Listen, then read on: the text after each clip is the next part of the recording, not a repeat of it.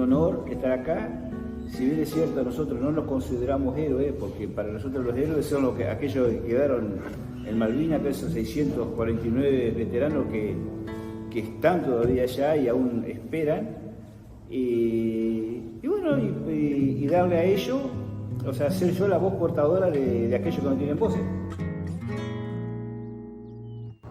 La principal pregunta es ¿a qué edad fue reclutado? Bueno, en el caso mío yo no fui reclutado, yo fui de forma voluntaria, yo fui personal de cuadro, o sea que era militar.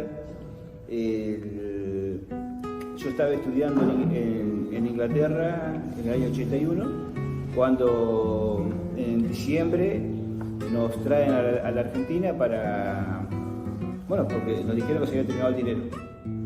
Así que terminamos lo que estábamos estudiando allá, trabajamos, trajimos el buque y con ese mismo buque ya empezamos a navegar por el sur.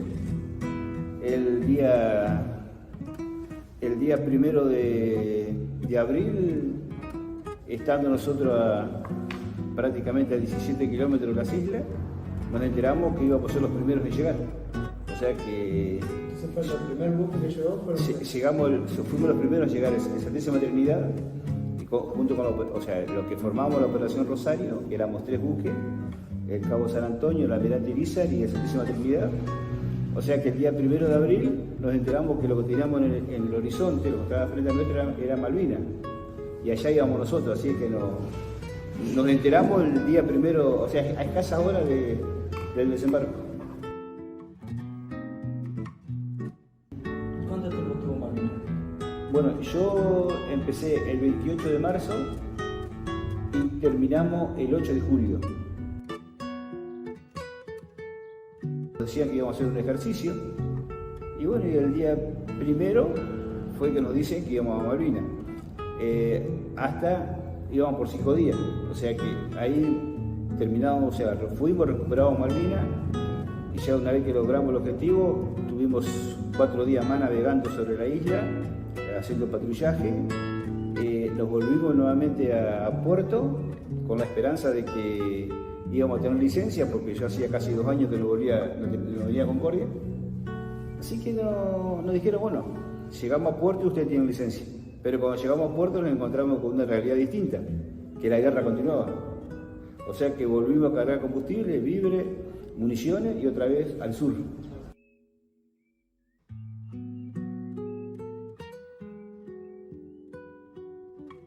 Nosotros no caímos prisioneros, así que ya nos estábamos volviendo a puerto. Y ya nos volvíamos a puerto, otra vez con la esperanza de la licencia. Pero el día 16 nos dicen que teníamos que volver nuevamente al sur, nuevamente a Malvinas, a custodiar los buques ingleses que traían prisioneros argentinos hacia el continente, en buques ingleses. O sea, lo traían a Puerto Madryn. ¿La cantidad de soldados? 78 soldados. 78 fueron los que desembarcaron ese día, esa noche, y el día 1 de abril. ¿Se dividieron en dos? ¿Se dividieron en 2 grupos? Se dividieron en 2 grupos. Un grupo con el capitán Giachino va a la casa del gobernador y el otro grupo va a la casa, al lugar donde estaban los soldados ingleses durmiendo, ¿no? Ahí se produce un enfrentamiento grande. Los ingleses tiraban, sí o sí tiraban a matar. Nosotros no podíamos tirar a matar salvo en extrema necesidad, si no, no se podía. Pero los soldados ingleses se rinden del cuartel. Los que no se querían rendir eran los soldados que estaban defendiendo al gobernador. Así que por el otro, una vez que ya para eso eran las 4 de la mañana, nosotros era la primera vez que escuchábamos los estruendos de las armas de guerra, ¿no? Porque nunca habíamos presenciado, nunca habíamos vivido una experiencia de guerra, y ver el tronar de las armas era muy difícil, ¿no? Era muy fuerte, los fogonazos que se producían, la adrenalina que eso te genera, una cantidad de ideas que te ocurren en la cabeza, ¿no? Porque nosotros éramos técnicos, yo era ingeniero, o sea que no yo no usaba armas, pero sí. Y bueno, ahí empezaron los soldados a regresar a donde estaba el gobernador. Y cuando el capitán Giachino, que era el que comandaba la operación, ve que se venían esos soldados, o sea, la propia tropa, ¿no? Que se venía más con soldados ingleses prisioneros, decide apurarlo al gobernador para que se rinda. Y ahí es donde él trata de romper la puerta de la casa del gobernador. Abre la puerta, pero una ráfaga ametralladora lo corta prácticamente por la mitad y cae. Un enfermero va a recuperarlo y también es herido. Otro oficial va a ayudarlo, también es herido. Y ahí paran un poco la cosa y siguen peleando de otra forma, ¿no? Y bueno, para ese lapso ya entrábamos a las 6 de la mañana y por la otra punta de las islas, o sea, por Puerto Argentino, los otros dos buques que habían quedado relegados, o sea, que habían quedado atrasados, ya empiezan a acercarse a la costa. Y llegando el cabo de San Antonio se adelanta un poquito, el cabo de San Antonio llevaba tanques anfibios, o sea que esos tanques de guerra podían navegar y andar en cosas, y en tierra, bajan. Con el apoyo de los tanques, el cabo de San Antonio se acerca más a la costa y penetra en la playa. Ahí desembarcan los camiones, desembarcan más cantidad de soldados, y del almirante Irizar también se acerca mucho y entran a desembarcar, pero de los 3 helicópteros, 2 estaban rotos, que eran los 2 helicópteros grandes del ejército, y le quedaba un solo helicóptero que era de la marina, que era un helicóptero chiquito. O sea que desembarcar por helicóptero le iba a llevar un montón de tiempo. Así que, pero lo mismo, empiezan a desembarcar. Ahí ya estábamos llegando casi las 7 de la mañana. Ya el pueblo ve que hay mucha cantidad de soldados, hay muchos combates. Los soldados ingleses no aguantan la presión de los soldados argentinos y se van rindiendo. Y cada vez que se rinden y había una bandera inglesa flameando, se bajaba la bandera y se izaba una bandera argentina, ¿no? En cada poste se izaba una bandera argentina. En la costa costó mucho la lucha porque ahí había mucha cantidad de soldados, pero se pelea fuerte ahí. Cuando se logra ganar ese bastión, ¿no? Se logra hacerlo rendir a los soldados, ahí decide el gobernador hacer un alto el fuego. ¿Por qué? Porque ya se estaban acercando las dos fuerzas, la de Giachino y la de Seyneldin. Seyneldin había desembarcado por aquella otra parte, ya se estaban acercando mucho, o sea que lo estaban apretando mucho a los soldados ingleses. Ahí decide un alto el fuego y los 3 soldados argentinos son llevados al hospital de las islas, y en ese hospital muere el capitán Giachino. Los otros 2 soldados son recuperados, se salvan, hasta la actualidad siguen vivos. Los 2 están de baja y uno está en el extranjero y el otro está acá en el sur trabajando. Así que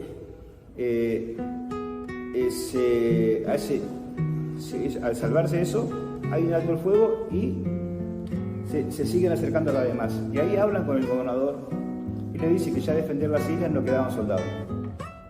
Bueno, entonces queda hay un espacio ahí de acomodamiento cuando decide el gobernador, más o menos a media mañana, rendirse. Ahí rinde la plaza, se arría la última bandera inglesa, la que quedaba en la plaza central de la isla, y se arría esa bandera y en presencia del gobernador se iza la bandera argentina. Y ahí se da por terminado la operación y se dice que se ganó la isla en forma digamos, en combate, en forma militar, ¿no? Y bueno, pero ya para ese lapso ya empezaron a venir aviones, se estaban acercando a las islas, los aviones que venían del continente hacia la isla. En esos aviones traían más soldados, más pertrechos militares y un radar. Con esos 3 elementos, una vez que fueron descargados en las islas y quedaron las islas, los aviones quedaron vacíos, ahí cargaron a los soldados ingleses, cargan a los soldados, al personal político británico, o sea, al poder político británico, y son llevados con esos aviones a Montevideo. A Montevideo, con la Cruz Roja, son mandados a Inglaterra. Para eso ya eran las 2 de la tarde, las 3 de la tarde más o menos, cuando esos aviones sobrepasan, ya están volando el mar internacional. A nosotros se nos avisa que porque todas las comunicaciones, lo que sucedieron en un punto se nos avisaba siempre por radio, ¿no? Estábamos en permanente contacto, porque éramos pocos, la verdad éramos poquitos, no éramos muchos, o sea que las comunicaciones se hacían en forma simultánea, y dice que la operación había sido un éxito, que todo se había ganado, todo lo previsto, lo planificado había salido bien, y bueno, y que las islas habían sido ganadas en forma militar y que ahora sí podíamos cantar el himno nacional. Y ahí nos dimos cuenta, con todo lo que nos estaban diciendo, lo que habíamos hecho. Hasta ese momento no nos damos cuenta, no sabíamos qué es lo que habíamos realizado, ¿no?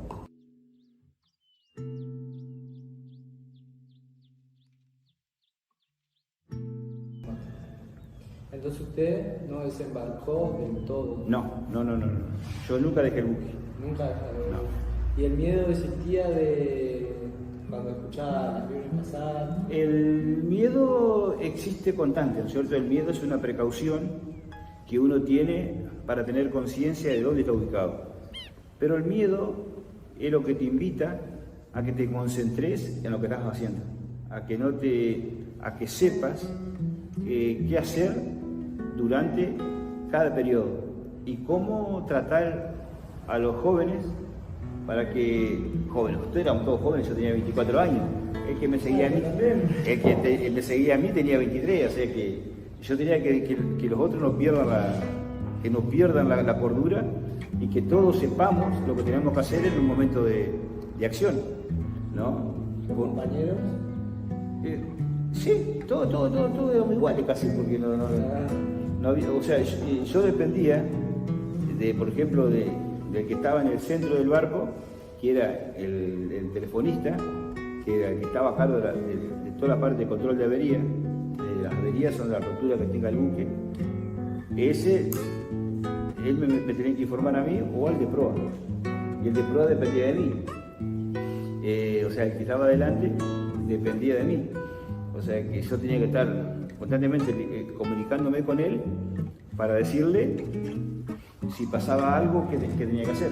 Pero cuando yo tenía miedo de que le pasara algo, ¿no? Le digo, mirá, si tiro un misil acá, si cae una bomba de acá, vamos a hacer esto, vamos a hacer lo otro. Claro, una vez que finalizó la guerra, que nos juntábamos, porque siempre nos juntábamos, decía, porque es cordobés, vos me decías que me cuide, dice, ¿qué me ibas a cuidar? Yo tenía 25 misiles debajo mío, 25 misiles. Tenía más de 12 toneladas de explosivos. Él estaba debajo de la Santa Bárbara. Tocaba una bomba ahí, hasta San Pedro no paraba, ¿viste? O sea que era imposible que se salve. Era todo Santa Bárbara que tenía debajo de él. Pero uno siempre guarda la esperanza. Pero fueron momentos difíciles. Calcular que si al crucero un torpedo, le pegaron 2 torpedos, el crucero tenía casi 200 metros, ¿no? 2 cuadras prácticamente. Sí. El mío tenía 125 metros.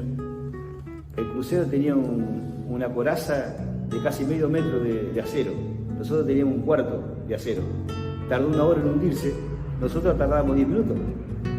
Y ese cálculo lo sabíamos perfectamente. Cuando nos corre el submarino, que tuvimos 5 días un submarino detrás nuestro, y nosotros calculaba que no puede dormir, no puede nada. Porque el momento... vos no sabés en qué momento el submarino te lanza el torpedo, pero ahí es donde jugás, ¿no? Está constantemente crucero de guerra, y vas a dormir vestido. O sea, lo único que te sacaba los zapatos, y después andábamos de zapatillas y dormíamos el salvavidas puesto, con todo el equipo, dormía así. Y todo el día vestido. Y bueno, iba a cubrir tu guardia y venía. O sea que la adrenalina que te corre ahí, el miedo que. Hasta que te vas acostumbrando.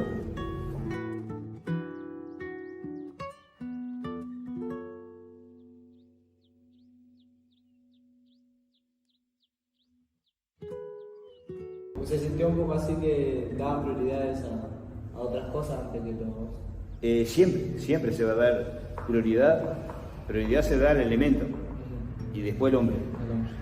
Claro, porque estamos en una guerra donde el hombre pasa a ser operador del elemento. Yo necesito un cañón para tirar y no un hombre para operar. O sea, si el hombre se enferma, bueno, tira a ese hombre y ponga a otro hombre, pero no me deje el cañón sin andar. Claro, pues si yo dejo el cañón sin andar, tengo 300 hombres que mueren. Claro. Esa es la diferencia. A veces uno no toma la magnitud que es un hombre en una guerra y que es un hombre en una plaza. En una plaza se cae un árbol y hay un hombre. No sabemos al hombre. Pero si ese árbol sostiene todo un edificio, donde en ese edificio hay 300 personas, ¿qué decidimos? ¿Que muera el hombre que muera el hombre porque salva a 300? Sí. O sea, esa es la diferencia. Y en la guerra es así. En la guerra priorizar lo necesario. Priorizar lo necesario. Y eso es lo que después te trae problemas. Después. A mí, digo el caso mío, yo tenía cuatro marineros, 4 chicos jóvenes, tenían 17 años, 18, y creo que el mayor tenía, no sé si el mayor llegaba a los 20 años. Ellos tenían que ir al timón de emergencia, ¿no? Cada vez que tocaba Zafarrancho Combate, cada vez que tocaba a Lama Roja, había que ir a cubrir los puestos de combate. Esos 4 iban abajo.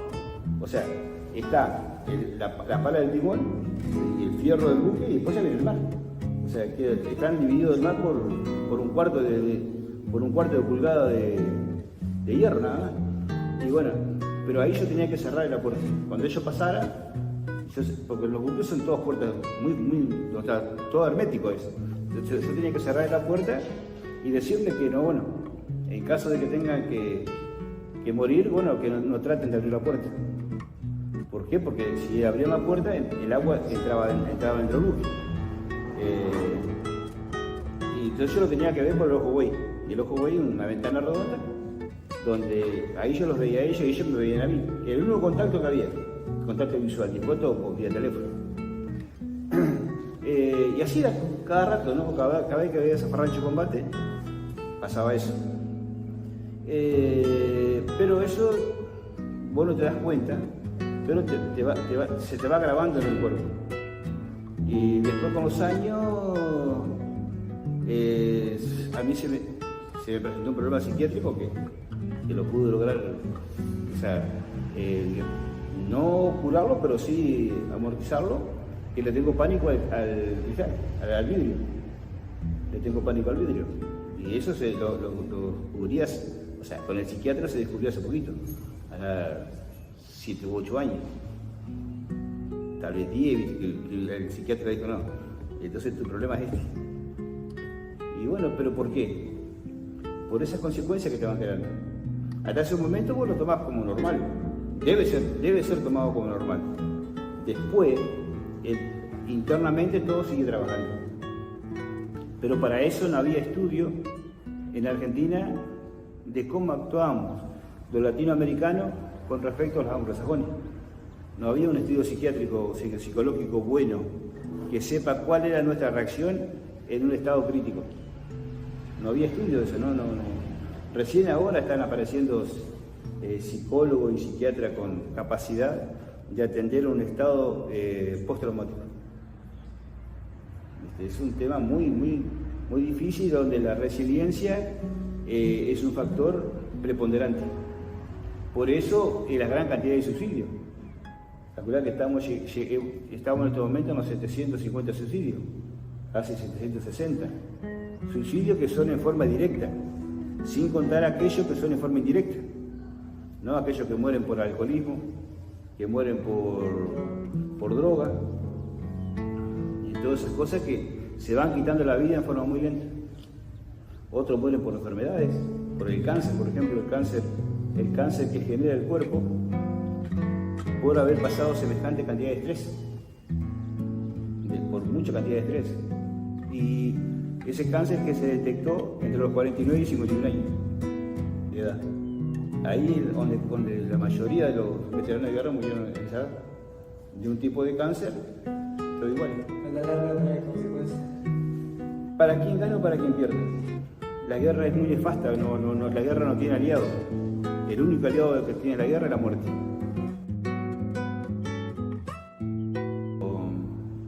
Los últimos momentos cuando finaliza la guerra, ¿no? Me tocó la custodia del desembarco, ¿no? De ver los soldados argentinos que venían de las islas al continente. ¿Cómo traían? ¿Cómo lo desembarcaban? ¿Cierto? Lo desembarcaban en forma muy precaria. O sea, los ingleses venían muchos ingleses. Ellos no sabían dónde estaban los soldados, porque nunca ellos habían ido en avión a la isla y ahí lo traían en barco, pero no sabían navegar, no sabían en qué posición estaban, ellos no sabían en qué muelle estaban. Y cuando lo bajan en Puerto Madryn, forman fila y ahí lo ponían en los camiones. Te digo, más o menos para que ustedes, más o menos eran 11.500 soldados. O sea, la cantidad era mucha. Cada barco cargaba 5.000, 6.000 soldados. O sea que eran varios los viajes que se tuvo que hacer de la isla, y ahí los embarcaban. Pero verlo a esos soldados como venían, de haber estado combatiendo tanto tiempo, eso sí, muchos de ellos sufrieron hambre, frío. ¿Por qué? Porque allá en la isla era muy difícil la alimentación, era muy difícil porque no se podía llegar con comida. Y aparte de eso, como la defensa no estaba preparada, allá fueron los soldados con el armamento liviano, con fusil, algunas municiones, la ropa liviana, la ropa que llevaban puesta, pero no llevaban ropa de relevo, ni llevaban ni elementos pesados. ¿Por qué? Porque la defensa no estaba preparada. La defensa se hizo de un día para el otro. No así la operación Rosario, que se planificó durante muchos años. Durante muchos años se venía planificando, hasta que se cumplió. Pero la defensa no estaba planificada, esa se hizo al voleo. Y por eso no se llevaron cañones de grandes porte, por eso no se llevaron cocina, no se llevó el suficiente alimento para la isla. Y cuando venían los aviones que traían los soldados, que venían con los elementos de mano nomás, y en tierra quedaban las cocinas y quedaban todos los elementos pesados. Pero cuando quisieran pasarlo en barco, los ingleses ya habían declarado la zona de exclusión, las 200 millas marinas, que todo elemento que pasara por esas islas iba a ser hostil, iba a ser derribado. Así que no se pudo pasar, muchas cosas de eso. Y una cocina que era para 500 hombres pasó a ser para 1000, pasó a ser para 2000, pasó a ser para 3000, hasta que se quemaba. Y aparte de eso, los ingleses, cuando ellos tenían misiles termosensibles, cuando ellos veían el calor, atacaban al calor. ¿Y a dónde reventaban? La cocina. Y ahí quedaban 2.000, 3.000, 4.000 personas sin comer, porque no había forma de cocinar. Se cocinaba en tacho. Y otra, que llegar a donde estaban los soldados era muy, muy difícil, porque Malvinas es todo turba. Es todo turba, o sea que mucho pantano y no había camino. Tampoco teníamos suficiente helicóptero para llegar a la isla. ¿No era el único helicóptero que le había quedado? No. Después el ejército tenía 40 helicópteros para llevar a Malvinas, pero solamente pudieron pasar 20. porque lo tenían que pasar en los Hércules. O sea, lo desarmaban los helicópteros, lo metían en los Hércules, en los aviones, y lo pasaban. Pero no podían pasar los otros helicópteros que estaban en tierra, porque tenían que pasar en barcos grandes. O sea que con 20 helicópteros fuimos a hacer así, y no alcanzaron. O sea, muchos helicópteros lo habían derribado, y era muy difícil, todo se hacía a fuerza de hombre. Todo se hacía a fuerza de hombre. Y eso producía un desgaste. Y aparte, cuando se traía un cañón pesado, se cambiaba la posición. Había que desarmar el cañón. Un cañón pesa entre 15, 20 y 30 toneladas. Había que desarmarlo de a poco y con los hombres llevarlo. Y armarlo arriba de un cerro. O sea, eran todos elementos muy difíciles. Muy difíciles. Y bueno, y de esa forma es como los soldados, después de haber pasado toda esa peripecia, de haber vivido todo lo que ellos vivieron y llegar a la derrota, llegaba el 14 de junio, ya los ingleses no se explican cómo el argentino pudo pelear tanto. Eran jóvenes y cómo pudieron soportar. Fueron 74 días de aislamiento. O sea, en la Segunda Guerra Mundial, lo más que hubo fueron 20 días de aislamiento. Hay soldados que nosotros duraron 60, 70 días en total aislamiento y seguían combatiendo. Y calcular que acá se empezó a pelear el día 11, 12, 13 y el día 14 fue la caducación. Pero se peleaban en forma sin parar. No se comía nada, se peleaban. Hasta que se agotaron las municiones. Argentina se rinde porque se agotaron las municiones. Pero a los ingleses le quedaban 2 o 3 horas nomás de municiones. Y ya también se le terminaban las municiones. Y los ingleses estaban ya muy agotados. Estaban agotados y sin buque. Le quedaban muy pocos buques en operativo. Los buques estaban rotos. Y muchos aviones lo habían derribado. Sí. O sea que era muy difícil la operación de ellos. Y ellos estuvieron a punto de rendirse. Pero bueno, a nosotros se nos terminó primero las municiones. Pero si la guerra hubiese estado preparada, la defensa hubiese estado preparada, sí hubiese llevado municiones, porque había tiempo.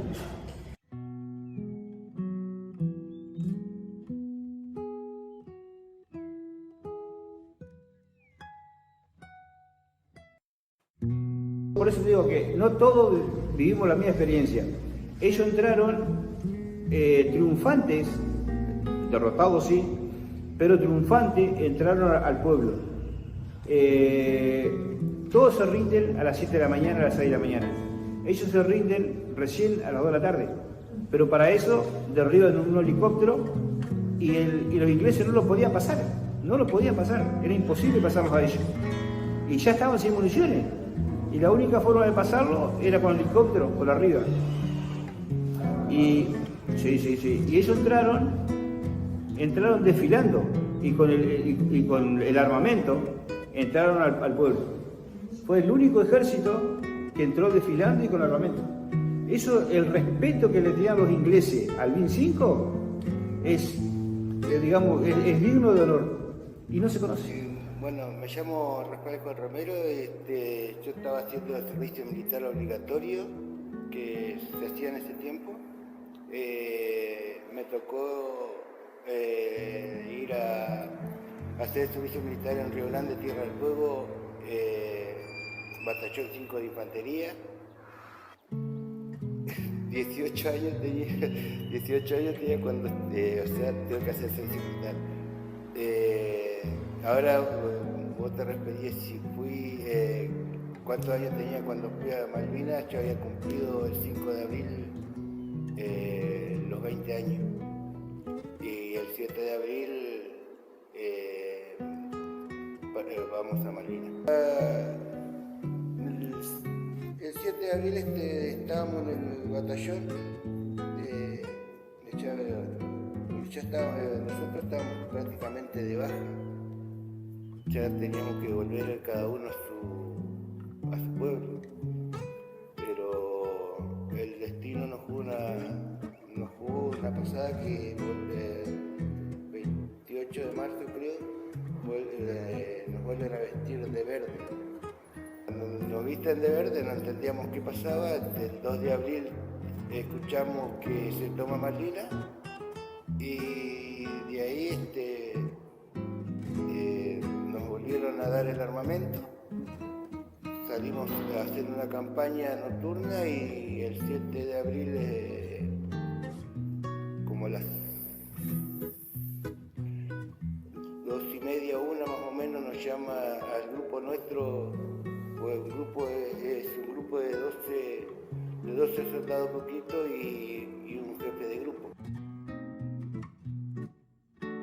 Del 7 de abril hasta el 14 nos rendimos y tuvimos 6 días prisioneros.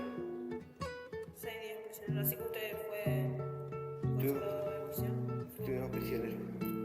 El batallón completo estuvo prisionero. Nosotros cuando termina el combate,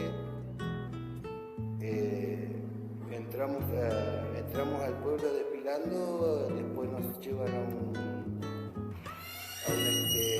a un galpón de carpintería, donde nos tienen 3 días con el armamento. Después de ahí nos mandan hacia el aeropuerto, donde recién empezamos a entregar nuestro armamento. ¿Y qué cree que lo ayudó a sobrevivir a esos 6 días de prisión?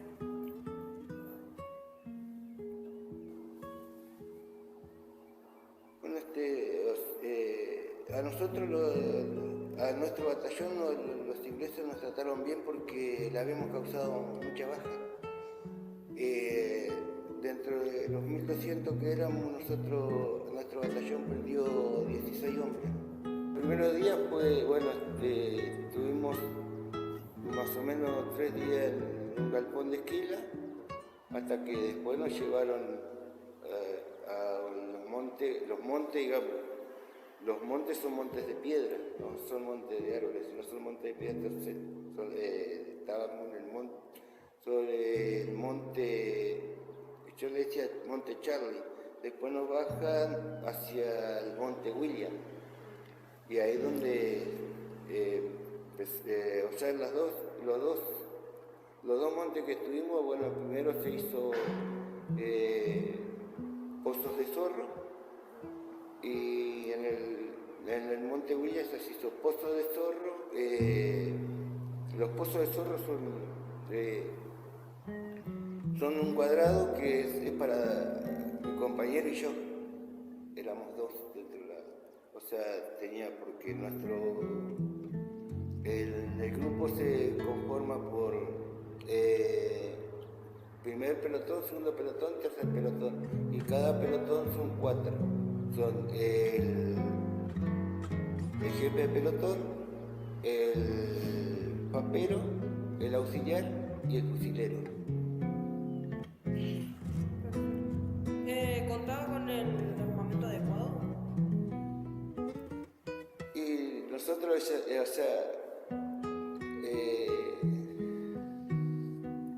se suponía que sí, pero supuestamente se decía que donde tiraba tenía que tirar una sola ráfaga y después tirar tiro a tiro, porque el caño del fusil se doblaba. Desde el 1 de mayo. Y el 1 de mayo, bueno, cuando empezaron las hostilidades, será que todavía nosotros éramos chicos y grandes a la vez. Con un compañero estábamos tomando mate y seguíamos arriba de las posiciones tomando mate hasta que nos empezaron a mandar a las posiciones. ¿Cómo fue sobrellevado el clima en aquel entonces? Por el tiempo que nosotros llevábamos en Río Grande, que es al sur, nuestro batallón estábamos aclimatizados, sabíamos del frío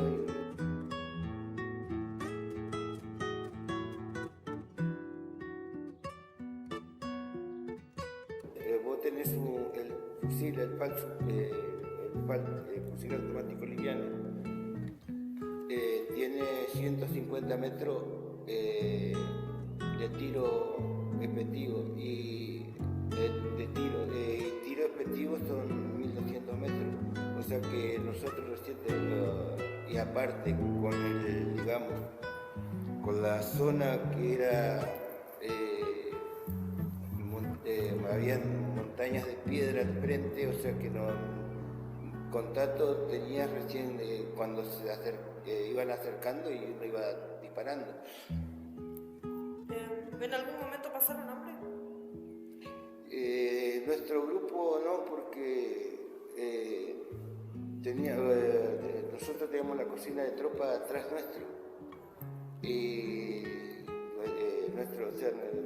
la sesión nuestra estaba bastante en comida bastante bien hasta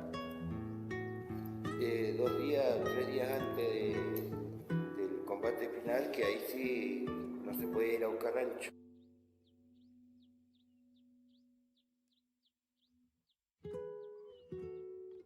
¿Tipo de la operación Chocolate? Sí.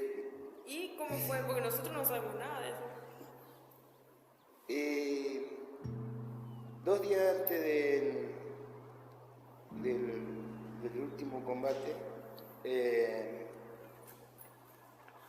teníamos frente nuestro una cocina de tropa de ejército. Le había caído un proyectil y ellos se retiran, porque ya no podían hacer nada porque le había quedado destruida la cocina de tropa. Entonces, con un compañero dice, mirá, parece que vamos a tener que traernos de la cocina, dijo el guardia marina, que tenemos que traernos de la cocina de tropas lo que haya quedado en la cocina, todo lo que se consiga, porque no sabemos cuántos días más vamos a estar acá y ya no vamos a poder recibir comida. Y entonces nos preguntamos qué chocolate, y entonces nos fuimos a buscar pensando que era chocolate, cosas, y era papas, cebollas, o sea, lo que se encontraba se llevaba a la posición. Pero cuando volvemos después que cargamos las mochilas con los pertrechos que habíamos encontrado, siento que íbamos llegando a las posiciones principales y siento que viene cayendo un proyectil, entonces le pego el grito a mi compañero. Al suelo proyectil. Bueno, cuando él se tira al piso, el proyectil le cae a 50 centímetros. Entonces, cuando se tira mi compañero, yo me tiro y cuando le digo, pues nos habían enseñado que donde caía un proyectil ya no caía otro, entonces le digo, haz un rodillo y tirate en ese pozo.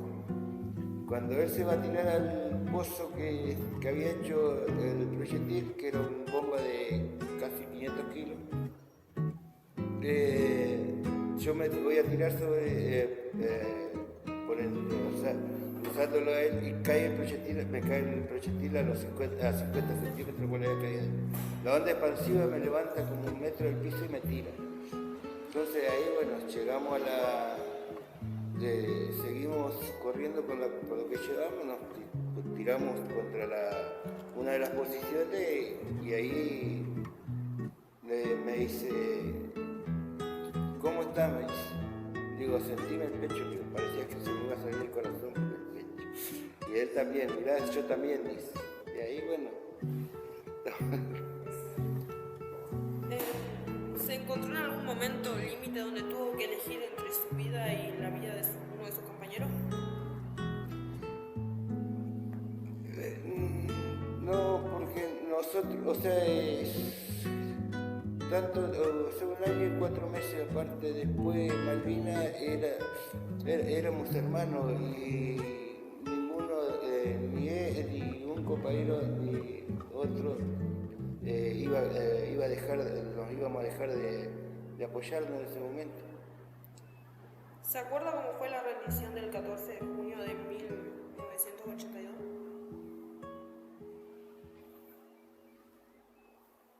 Y volvemos,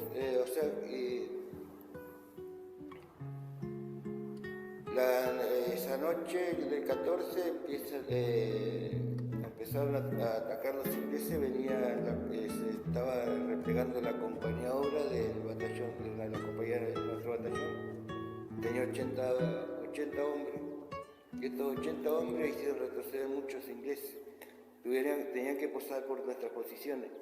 Entonces, el jefe de uno de los grupos me dice, se viene replegando la compañía obra, avisarle al cabo segundo Chazampi, que era el jefe del grupo, que no tiren porque si no nos vamos a matar con propias armas. Entonces bajo el escalonamiento, porque teníamos las posiciones secundarias y que estaban más abajo y las principales más arriba.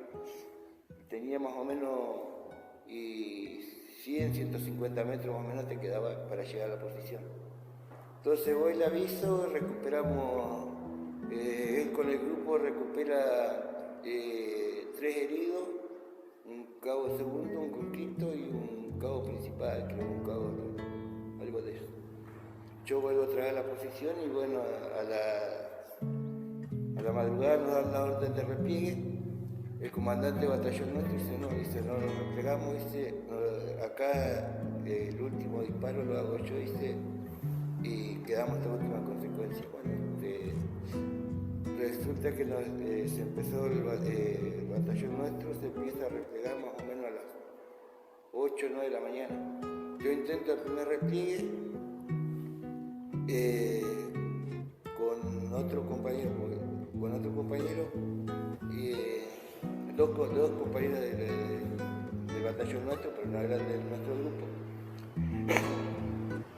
y un chico de ejército.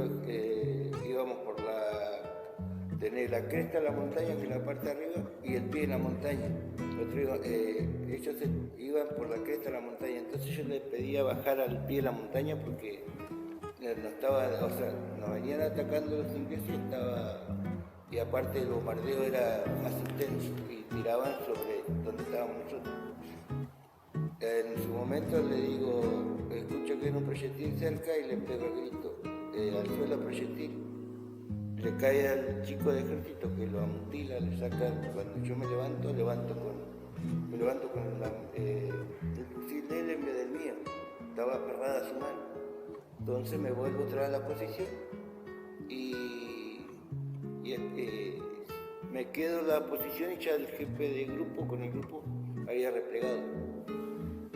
Yo del grupo fui el último a replegar. Bueno, ahí hubo un par de escaramuzas porque ya venían acercándose los ingleses, pasa otro grupo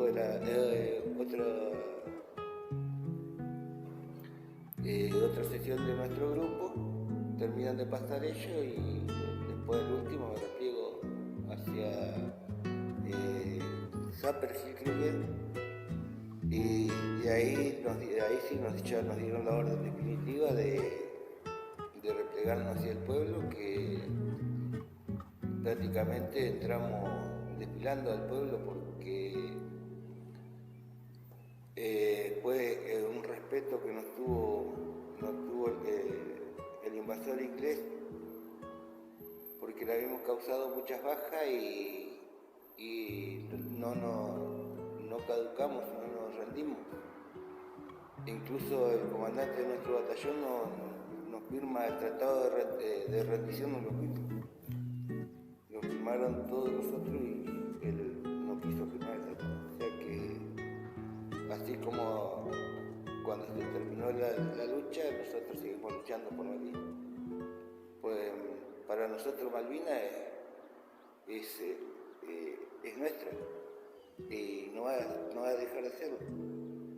Pasen años, pase quien pase, vamos a seguir teniendo ese sentimiento por Malvinas y querer volver, pero no como hoy, pues tenés que ir con un pasaporte. Queríamos volver, pero volver a nuestro suelo.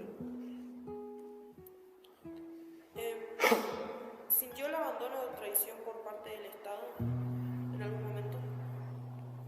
Y hasta hasta el día de hoy seguimos en la lucha, seguimos luchando también por lo que nos corresponde.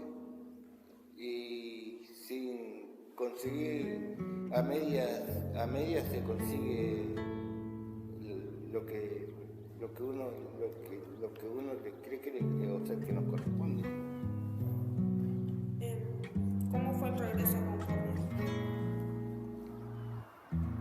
Y mis padres se encontraron en una mala situación en su momento y se habían ido a vivir a La Plata. Yo me vengo pensando que iba a encontrar a alguien en mi casa. Bueno, había una tía mía en la casa y yo, como me había criado con mi abuela, me fui a vivir con mi abuela un tiempo, tratando de buscar trabajo que no lo conseguía. Yo había trabajado de albañil antes de irme y cuando vuelvo me presenté a quienes en su momento le había trabajado y me dijeron que me iban a llamar para que seguí trabajando y un día me llaman, me dan la libreta de fondo de desempleo y que busque laburo en otro lugar. Suerte porque un tío mío me consiguió trabajo, me consiguió que pudiera entrar al correo. Pues en ese tiempo se entraba al correo solamente si tenía un familiar. ¿Qué significa formar parte del centro de veteranos si usted está ahí adentro? Bueno, cuando nos empezamos a encontrar lo que realmente tuvimos, porque hoy tenemos los que no tuvieron, quisiera, pero los que estuvimos Malvinas, cuando nos encontramos, ¿no es cierto?,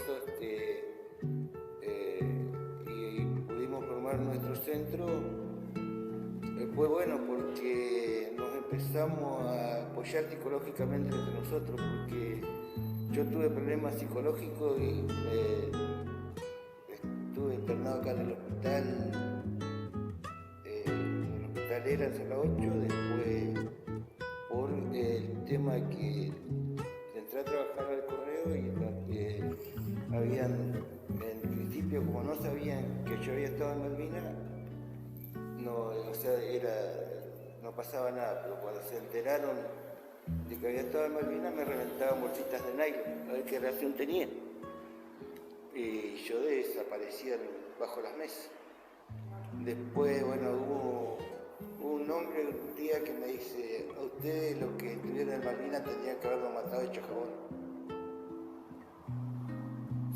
Y todo eso, o sea que lo iba superando, lo superaba por mí, por mi propia voluntad. Antes de irme al servicio militar habíamos empezado un noviazgo. Entonces nos encontramos y seguimos el noviazgo. Nos casamos en el 83, casi 82, 83. Y bueno, resulta que ya estaba trabajando. Bueno, la repercusión que tenía era que me despertaba de madrugada transpirado y frío. Había veces me despertaba y la estaba ahorcando o le estaba haciendo algo a mi señora. Entonces, bueno, trataba de superarlo. Si no me despertaba, capaz la mataba. Después de ahí me internan porque terminé golpeando a un compañero en el trabajo. Y de ahí, bueno, me mandaron que las fuerzas me dijeron: las fuerzas tienen que hacer cargo de lo que te pasa. Y de ahí me mandaron al edificio Libertad y de ahí al Pedro Mayo, que en ese momento estaba de paro. Me llevaron los que me llevaron de ahí del edificio Libertad, me llevaron al Hospital Río Santiago, donde tuve una doctora, una psicóloga, porque era psicóloga, no me acuerdo, fue la que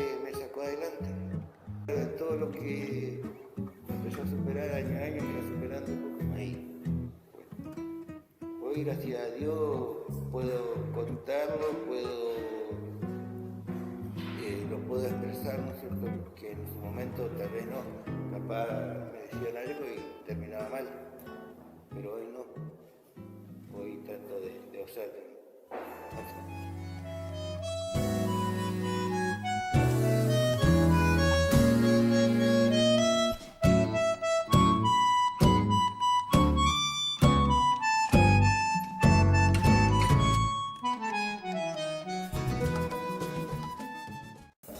Y todavía no voy, cuando llego a donde estábamos armando el refugio, el jefe de pelotón nuestro, que era dragoniano, le quiero el dedo con un ganaje.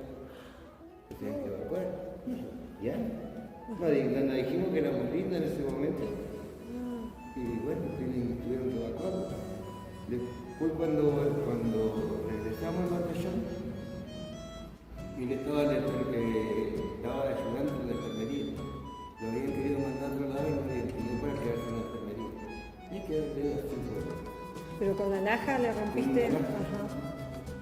Y cuando llegué me encuentro justo dentro de donde pegamos la cuadra de la compañía nuestra y uno de los oficiales de la río. Me encuentro en el camino ahí, los miro, yo me acordaba que este es más rápido para mejor y el flaco grandote, más grande que yo. Y cuando llega, larga el carrito que yo conecto así, tipo como ¿no? Yo ahora con la comida y me abraza. Y le digo, camada, le digo, porque en ese momento hacíamos camada, le digo, ¿y cómo está? Me dice Ruido, te agradezco. Yo si hubiese estado allá, no sé si hubiese vuelto.